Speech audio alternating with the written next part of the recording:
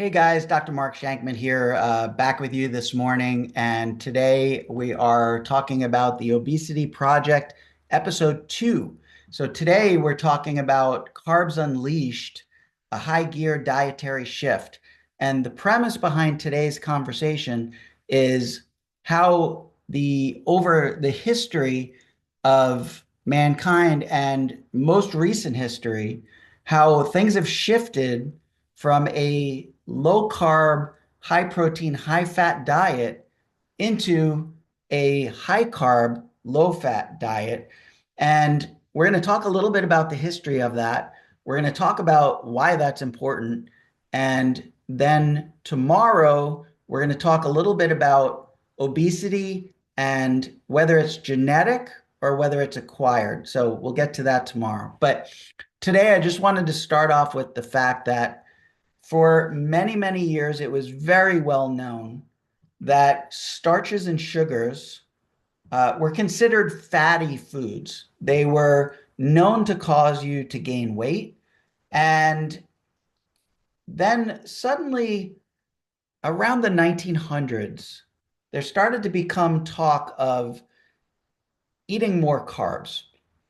And as the Industrial Revolution took hold and we processed our foods better and made tastier, sugarier sweets, um, that's when carbs really kind of kicked into high gear. And the so-called experts kind of talked about this process of, as people were gaining weight, this process of eating less and moving more. And this was promoted by some of the biggest institutions in medicine and in health. The Department of Agriculture, the CDC, and the NIH all basically shared this concept of, if you want to stay healthy and you want to stay lean and not become morbidly obese, then you should eat less and you should move more. You should reduce calorie intake and exercise more. And so the the problem with that is that it simply doesn't work. And we've known now for about 50 to 60 years that this is a losing proposition, that eating less and moving more simply doesn't work. If you've talked to anyone or you personally have been involved in diets and dieting, you know what happens. You lose weight a little bit when you start a diet. It slows down and the weight loss sort of plateaus.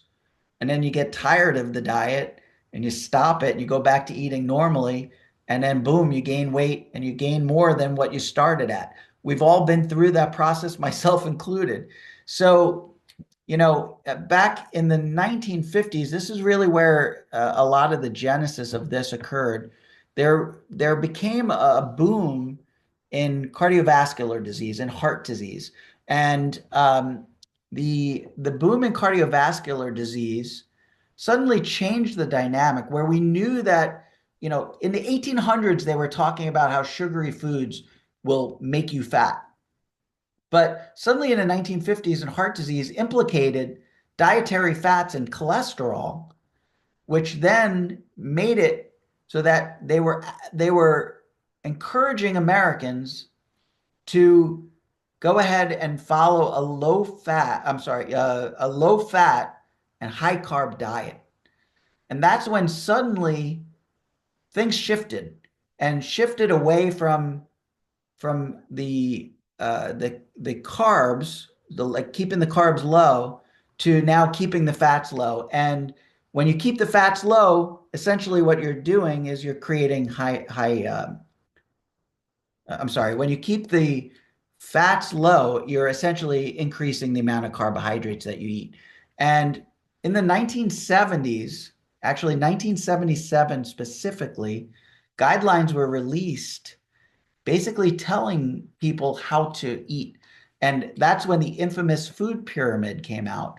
And the food pyramid, at the top of the pyramid, at the point where you should eat the least amount of this stuff, were like meats and fats and eggs and all of these terrific foods. And at the bottom was all of the starchy foods. So your rices, your potatoes, your sugars, your processed foods, all of that stuff, cereal, all of that crap, they started promoting as the food pyramid. You should eat the stuff at the bottom of the pyramid most every day, and you should eat the stuff at the top of the pyramid the least. And this was all born from this 1950s heart disease, cardiovascular disease problem that they were noticing, what they were kind of entitling a pandemic. And so things shifted from eating lots of fats and protein to now eating a carb diet where they actually recommended 65 to 70% of your diet should be, carbs. Now, some of it complex carbs, which aren't as bad. But one thing you have to understand about a carbohydrate is carbohydrates are nothing more than linked sugars, right? Whether it's a potato, it's rice, or grains, or whatever, it's all sugar molecules or glucose molecules linked together in series to create this long starch, right? So any starch, any starchy food, including starchy vegetables, get broken down into sugar in the bloodstream after being digested. In 1977, they came out with the food pyramid. They came out with a lot of information. Now, one of the things that was really deceptive is that they came out with a slogan where breakfast is the most important meal of the day. And you want to know where that came from? It came from Kellogg's, because Kellogg's wanted to sell cereal and they wanted to sell more of it. And they wanted to sell their sugary cereals that were tasty and were addictive. Yes, sugar is addictive. We'll get into that more in a later episode. But Kellogg's came out with breakfast as the most important meal of the day. Now, if you think about what breakfast is or where the name is derived from, it's break fast. It's the meal in which you break your fast. Now, breakfast by itself is not the most important meal. It's whatever meal you eat that breaks your fast. So folks who actually fast for longer periods of time or intermittent fasting, their first meal might be lunch. Their first meal may even be dinner. And that's okay. Breakfast, it's okay to skip breakfast, right?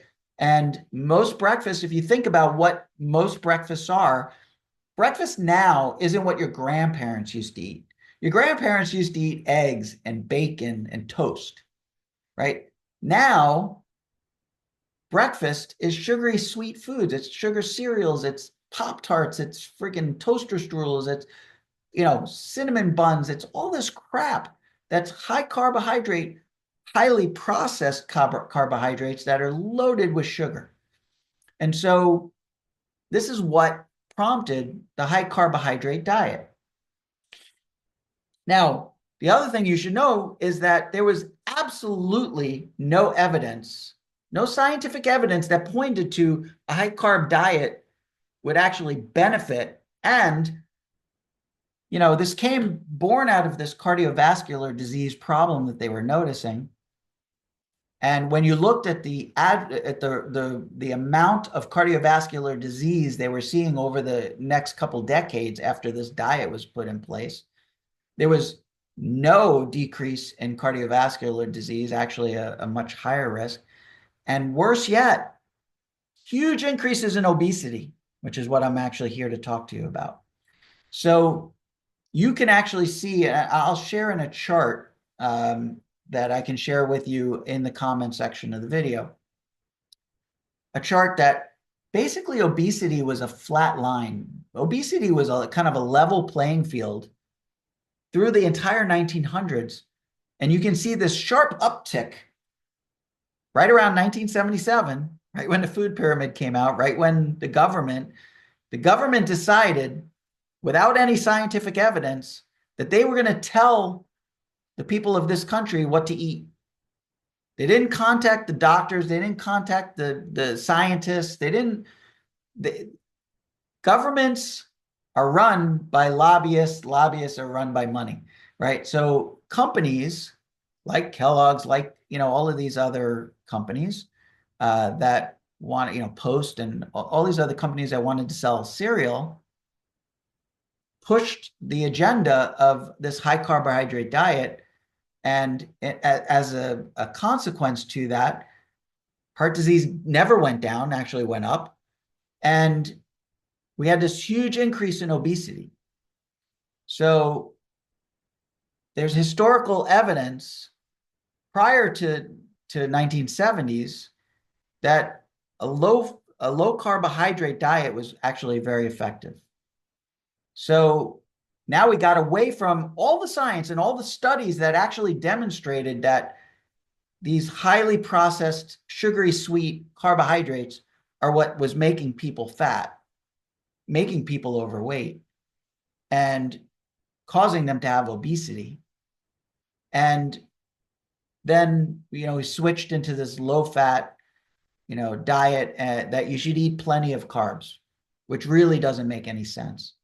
And over the next couple episodes, we're going to talk about how obesity is not a caloric problem, a problem of too many calories.